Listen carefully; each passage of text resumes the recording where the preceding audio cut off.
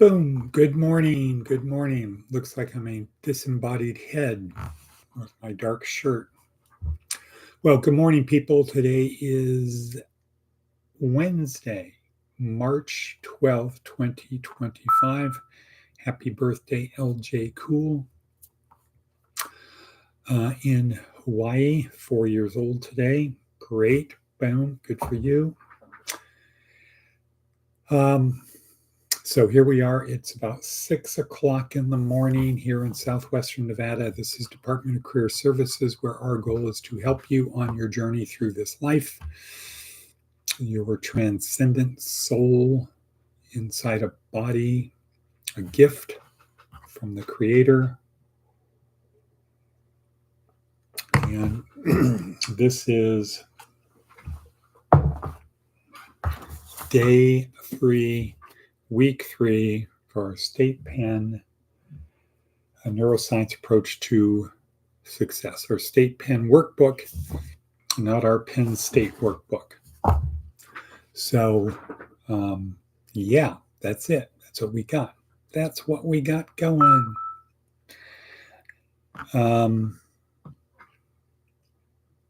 And we have a really big shoe today. Today's a big day. We've got our volunteer breakfast at 8 o'clock.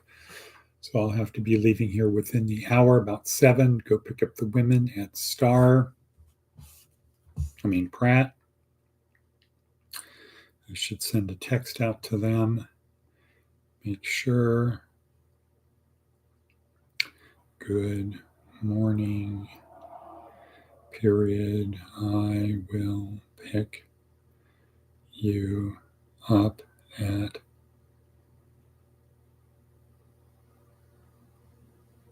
about 7:15, comma. Okay. Sorry about that, people. Should have done that before, but the way these things go, people forget, oh yeah, Wednesday, breakfast. Oh yeah, I'm supposed to be ready. Oh yeah, you're going to pick me up. Oh yeah, we need to be, okay, et cetera, et cetera, et cetera. Everybody means well, but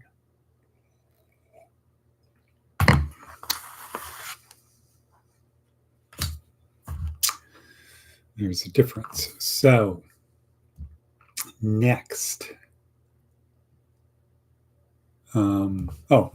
what's on our hands? What's our theme of today? No, people don't buy what you do. We need to fix this on our worksheet here. It's not that we got a late start. It's that I wanted to get my Peloton in before the podcast. So I got on my cycling. Okay, people don't buy what you do. What else is on our thing for today? Is anyone out there? Oh, Wadabevi. Buenos dias. Good morning, Wadabevi. What not a bebe. And good to see you. How are things in Fort Jacks? Advice from an 80-year-old. Choose your life's mate carefully. From this one decision will come 90% of your happiness or misery.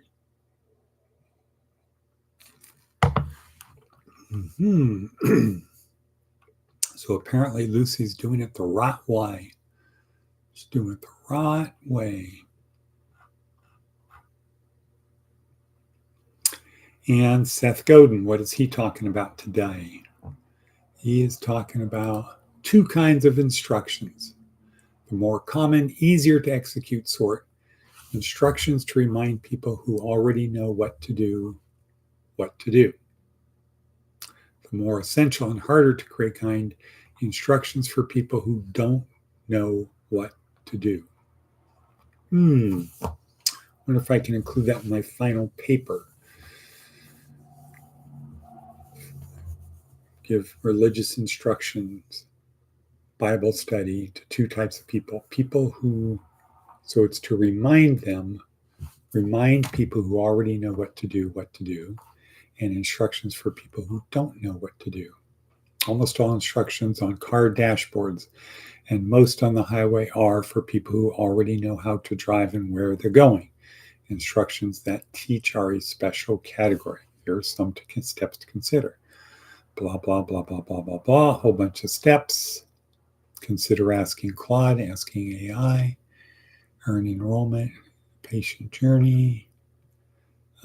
This is more. Okay, so that's a good one, worth pondering. But we need to go on because time is racing. And how are things in Fort Track? I heard what news? What news? What is it about? Give me a hint. Is it about Roxanne? Is it about Pope Francis? No, I did not hear about Lucy. What?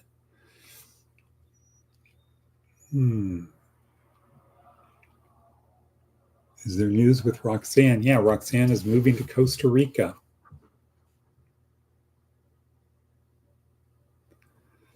Costa Rica. At least for 3 months because Trump is bad. Trump is bad. Trump is bad. Yep. I learned this from Elise on her birthday. But anyway, nobody cares about that. Let's get on to the important stuff. I can talk to you after this. If you're not at work, are you available for a call after this? Like it's 9:30 your time. Okay. Today is day 3 in week 3 of this Outside Our Skull-Sized Kingdom. Our goal is to get people to do what we want them to do. That is called power. Power is, like we said yesterday and the day before, power is value neutral. Okay, power is like a hammer. It's not good or bad. It's just what it is. It's about how you get people to do what you want.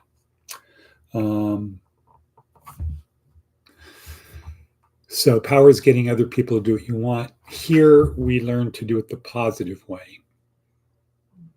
Motivation, self-motivation type of thing, encouragement, training, understanding, goodwill. So that's what this week is about. How do you get people to do what you want? So we learn that there's a negative side, manipulation, intimidation, coercion, etc. We focus on the good. So it is like the Jedi way versus the Sith way, right? Because there's the Force. So how do we get people to do what we want? Monday, we learned from Seth Godin, one way is join a tribe and nudge it forward. And by definition, if you're nudging it forward, you're getting people to do what you want, okay? And a tribe is people like you. Yesterday, we learned from Seth Godin, there's a 4-step process to nudging people. 1, find part of the status quo to change. You're not really going to nudge people if they're already doing it. 2, now you could nudge them by saying, let's do it a little bit better. Let's do it a little bit faster. Let's be a little bit more efficient. That would be okay, but just carry on. That's not doing anything. Find part of the status quo to change. Number 2, tell a compelling story. Number 3, connect the true believers, ignore the non-true believers. That's the hard part for people, is ignoring the people who don't agree, and 4 is lead them. So we agreed yesterday, the tricky thing is how do you tell a compelling story? And Simon Sinek answers that question for us today. And it's basically understanding that people don't buy what you do, they buy why you do it. It's buffering. People don't buy what you do, they buy why you do it. So the compelling story isn't about what we're going to do or how we're going to do it. It's about why we're going to do it. So let's pretend now, let's bring this down personal. You're going in for a job interview. People don't buy what you do, they buy why you do it. So what is Seth Godin? Let's go to Seth Godin. What is the status quo that you want to change when you're applying for a job?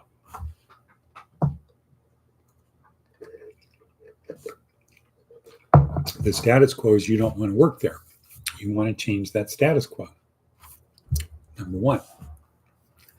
Number two, you need to tell a compelling story. Three, you need to connect the true believers. So that would be at the point of who's coming with me? Are you going to hire me? When can I start? What's the next step? And then four is lead. Okay, let's go make this happen. All right, so how do you tell a compelling story about why they should, about hiring you? And the thing isn't what you're going to do. It's not about how you're going to do it. It's about why they need to change the status quo, why they need to hire you. And if they agree with your story of why they need to hire you, what are they going to do? Hire you, unless there's somebody better. And in that case, don't feel bad. You can't control people who are better qualified.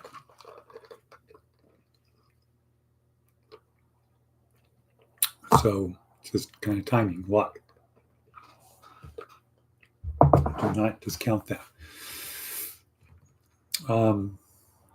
Okay, so Simon Sinek, people don't buy what you do, they buy why you do it. And when it comes to your job interview, people talking about, okay, why should we hire you? There are some good things to be said, but if everybody says the same thing, it's like nobody's saying anything. Why should we hire you? Because I'm a good worker. Why should we hire you? Because I'm a good worker. Why should we hire you? Because I'm a good worker. Why should we hire you? Because I'm a good worker. Why should we hire you? Because I'm a good worker and a team player. Why should we hire you? Because I'm a good worker and a team player. You have to say something different. And if you think about it, what are businesses interested in? Making money at the end of the day. It's about money. It's about money. It's about the quan. So if you want to get their attention, you will say something like this. Why should we hire you? Because I'm going to make you more money than anyone else. And you got to do that. Slight, gentle nod of the head. Because I'm going to make you more money than anyone else.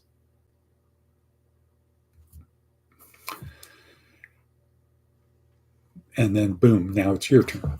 Okay? Because I'm going to make you more money than anyone else. Versus because I'm going to make you more money than anyone else. Notice how that doesn't feel right? Because I'm going to make you more money than anyone else.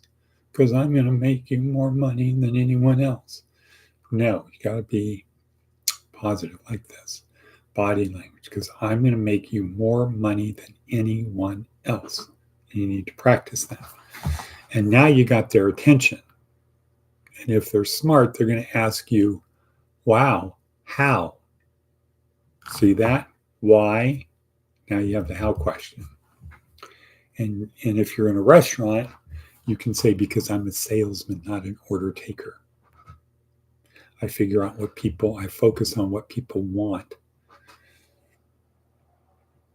why they're there, their psychology. Use highfalutin words like that. I focus on their psychology, what they're interested in. Why did they come to this restaurant today? Why are they here now?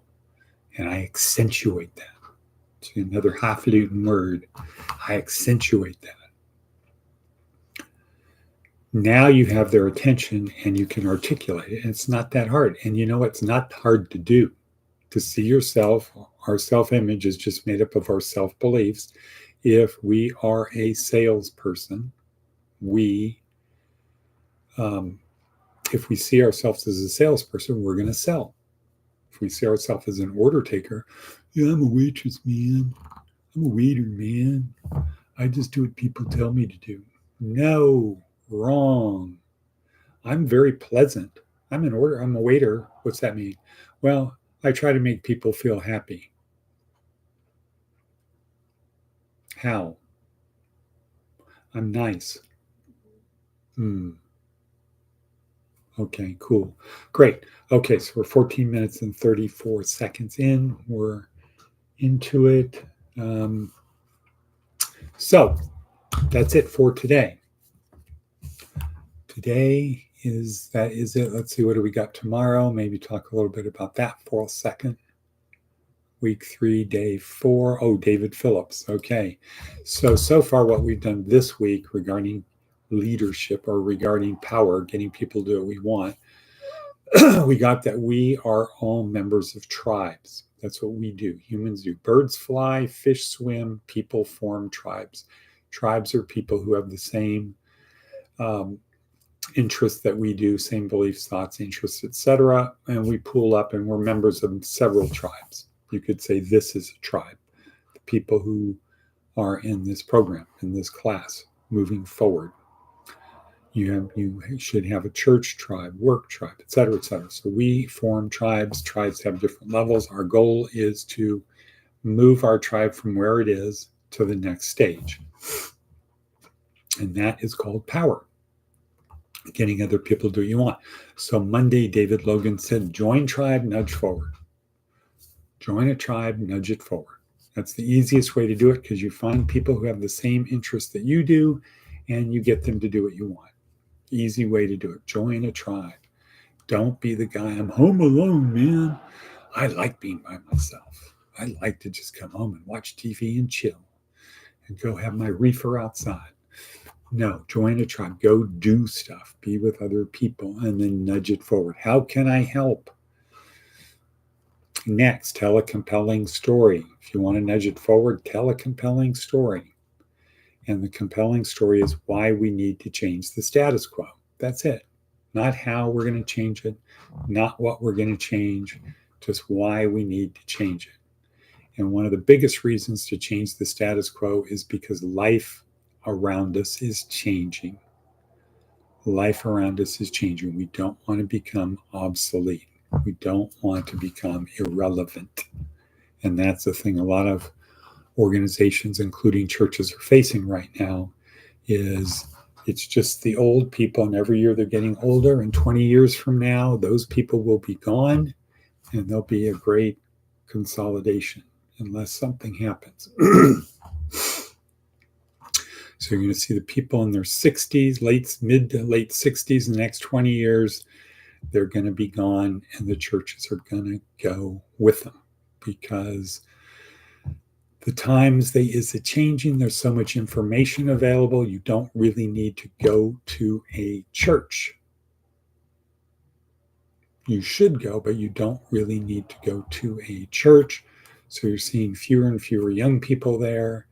And the young people you're seeing are generally ones that when they were growing up, they went to church and it's just part of the right thing to do. So they're looking for a church that suits their values.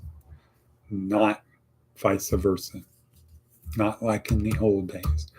So this going because you have an obligation to go is becoming less the thing. It's easier to rationalize not going. Anyway, that's that story. Tomorrow, David Phillips talking about the magical science of storytelling.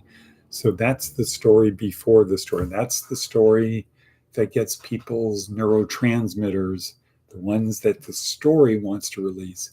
You get those released first, or the opposite. You can maybe have cortisol with people, and then the story is the solution. Okay, so that's where we are, people. Have a good day, good morning. Hello, Miss Trinkle, wherever you are. And we will say and cut.